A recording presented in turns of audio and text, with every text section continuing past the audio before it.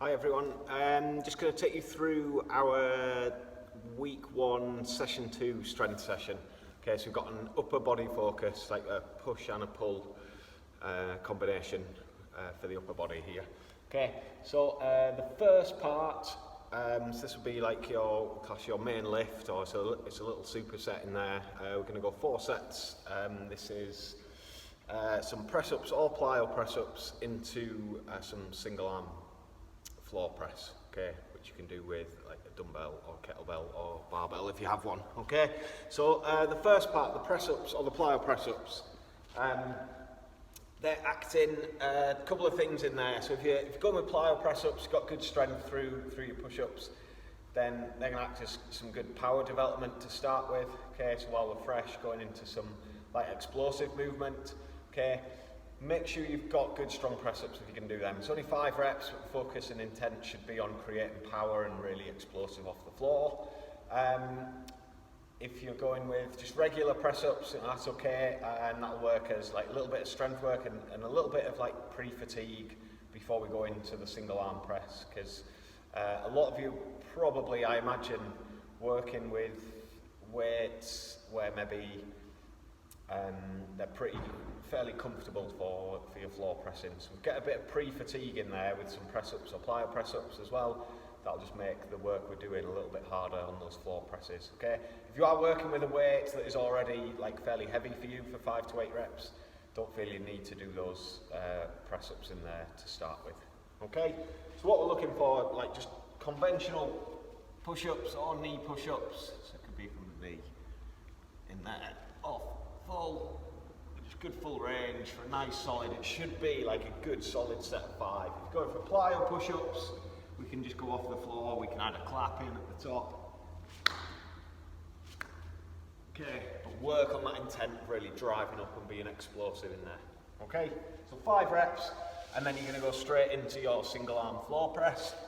Okay, so I've got a dumbbell here, just as easy to do with a kettlebell. Okay, single arm, so we're setting up. Back flat to the floor, shoulder blades locked back and head on the floor. Let's get in here. Okay, and then from that start position, okay, I've got my upper arm in light contact with the ground. I'm just going to drive to lock out and back down. Okay, I can pause in that lockout, I can go slow on the way down to make things a little bit harder. Just nice solid reps in there. 5 to 8 repetitions. Okay. As far as that angle goes, so when your arm is coming down, we can work on keeping that elbow really close in. That's going to be a bit more tricep dominant. We can come sort of like 45-degree angle, work like a little bit of everything, and probably the strongest position. Or you can come right out to the side as long as that shoulder's in good position. That's going to be a bit more like pec and chest dominant. Okay, so you can play around with the angle that those arms go to on the descent and driving up, just to change the emphasis on the muscles that you're using a little bit in there. Okay, so that is your first part. So that's your plyo press-ups into your floor press. So that's 5 to 8 on one arm and then 5 to 8 on the other. Okay, the second part is a superset of like push and pull. So we've got some single arm rows, 5 to 8 single arm rows, again with your dumbbell or kettlebell. And then 10 to 15 dips, which can be like off a box or something elevated, or if you've got the strength and a setup for it, you can go with full dips in there. Okay, so the single arm rows, we're looking for, just go in with this, so I've just got an offset stance, weight in my right hand, left foot forward.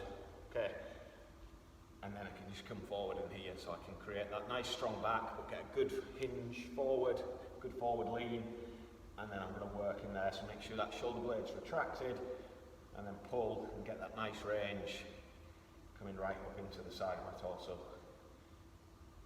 Out and back. Again, you want to make that harder, a little pause in the top, slow down on that eccentric. 5 to 8 reps, and then same on the other arm. And then just going to superset that so you can go straight into a set of dips. So you can use like a sofa or a chair or something like elevated, okay, and we can work off there, just hands behind. And if I go straight legs, come down and drive up, should be fairly challenging in there, 10 to 15 reps. I want to make it easier. I can give myself some self-assistance through my feet. Okay, so I can go flat-footed, bend my legs. I can push through my arms and just assist myself by pushing through my legs a little bit if I need to drive up. Okay. If you are strong with your dips, then you've got somewhere to do it, like a pair of sofa arms quite close together. Like you've got two sofas, you can get them close together. The corner of a kitchen work surfaces work nicely. You can get some full dips in there if you've got the strength for it, 10 to 15 reps. Okay, so that's your second part, single arm rows and dips, 4 sets through that pairing. And then the last part is 8 minutes for quality, so you're going to move through. Doesn't need to be super fast, but if you're feeling good, you can just keep ticking over from one exercise to the next. Get a good bit of volume in. Just going to go 5 press-ups, 10 to 15 curls, and then 10 Russian twists. Okay, so press-ups, same again, just work with what you've got. Don't feel they need to be unbroken. Make them challenging. Okay, so it could be plyo again if you've got some good strength left. Could be regular, could be from your knees or from an incline. Okay. For your curls, again, depends what weight you've got. You could go with single arm if you've got a weight that you're comfortable with, and do half one arm, half the other. Okay. Just remember, always want to try and keep. So when we're doing our curls, try and keep that upper arm in a fixed position. Get a good curl, squeeze at the top, so we're not swinging from the shoulder and that upper arm's moving. And we're using a load of momentum. Okay, so you can go single arm or you can go with 2 arms in there and you can work. So always try and go from straight arms rather than bent arms. Come up and again just curl, squeeze at the top. Again, we can slow that descent, add some little pauses in on the way down to make those a little bit harder if you want to. Okay, 10 to 15 curls and then 10 Russian twists, which can be weighted or unweighted. So obviously weighted a little bit harder, and we can play around with either feet on the floor or to make that a little bit harder, feet elevated. So we're in this sort of tuck position and we're looking to rotate around as far as you can really. We think about rotating through the shoulders and getting as far around as you can and not just touching the floor to the side of your body, actually get that rotation through your upper body. So it can be feet down and around. Okay, if you can touch in line or behind the line of your hips, that is like good rotation. Depend on your flexibility a little bit. If you want to load it up, so grab that weight. Again, I can go feet on the floor, come around, and just tap that weight to the floor. Okay, or go feet elevated. And work through in there. And just by elevating that feet, that'll add a good level of difficulty to those.